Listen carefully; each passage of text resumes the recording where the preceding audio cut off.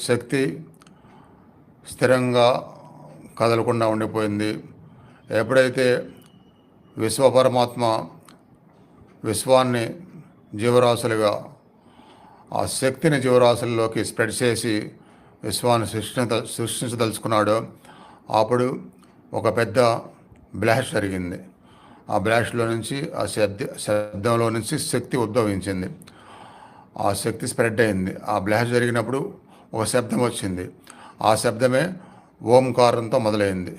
అందుకని ఆ విశ్వపరమాత్మ సృష్టించినటువంటి ఆ శక్తిలో నుంచి ఉద్భవించిందే ఓంకార శబ్దము. కాబట్టి ఆ ఓంకార శబ్దం యొక్క శక్తి కూడా భగవంతుడే. ఆ ఓంకారం కూడా నేనే, బీజాక్షర మంత్రాలు ఓంకారాన్ని నేనే అని చెప్పి భగవద్గీతలో కృష్ణ పరమాత్మ చెప్పాడు. కాబట్టి ఓంకారం కూడా భగవంతుడే. ఈ ఓంకారం ఎప్పుడైతే